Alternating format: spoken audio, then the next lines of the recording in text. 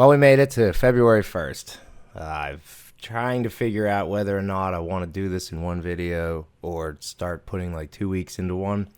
But for now, I'm going to keep it as one video per week.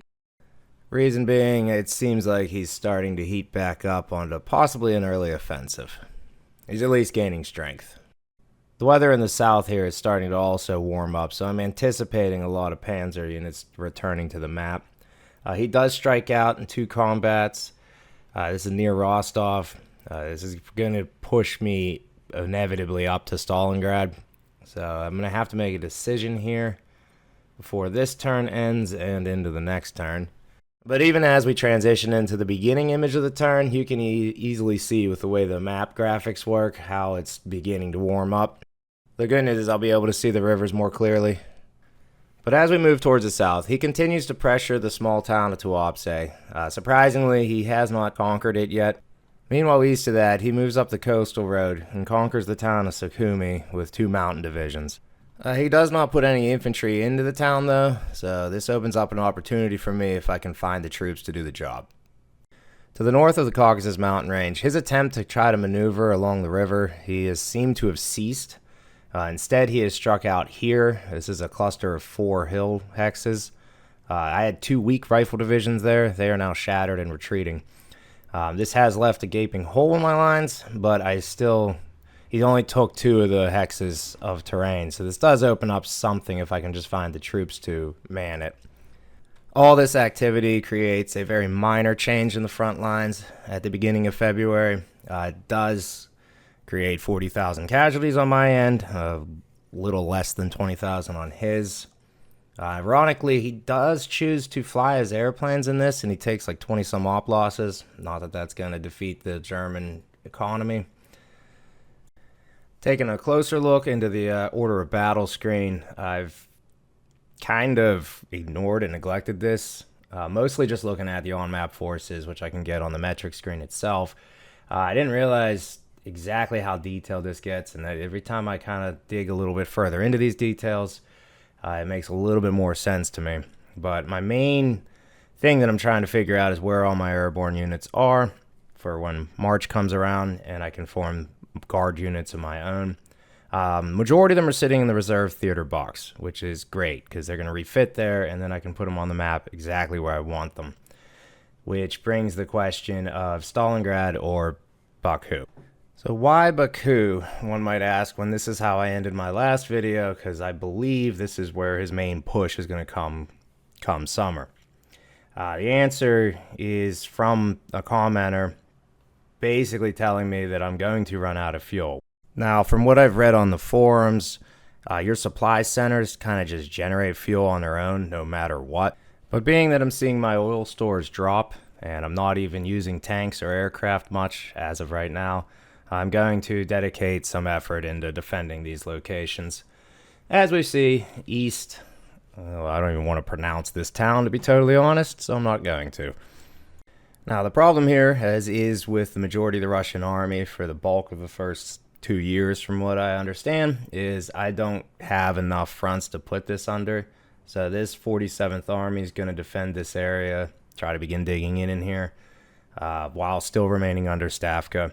At least until the Caucasus front, which is now the Crimean front, gets united with the Transcaucasus front, which I think comes in a couple weeks or months, and the Stalingrad front comes at some point early summer, which I think actually is just the southern front being renamed, but this is all something I'm still trying to wrap my mind around.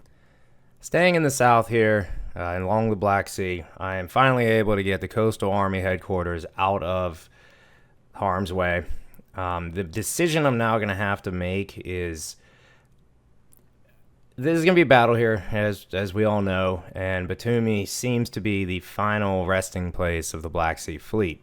There's 20,000 manpower inside of it, so disbanding it would give me that.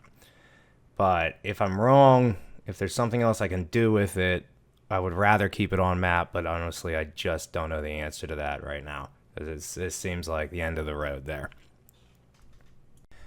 Regardless of that dilemma, the rest of my decision making in this area starts with the construction of some depots. This will allow me to sustain a defensive operation for at least several weeks. That's the hope. Other than that, being that he left this town open, I'm going to retake that with two of my best divisions in this area. I'm going to cement the flank, and then it's just a matter of getting more units from the reserves down into here. Now, the main area of concern, obviously, is that hill region I was referencing at the beginning. This is what I'm facing that he's coming at me with, and I don't have much in the way of defending it. So my one idea is to throw a little naval infantry brigade out in front, keep it understaffed, could just as basically use some combat strength from him to push it out of the way. Probably won't take too much. But the other issue that I'm facing is when I actually look at the leader that's in charge of this, the 50th Army. 2.7 average is horrendous. I don't think he'll defend.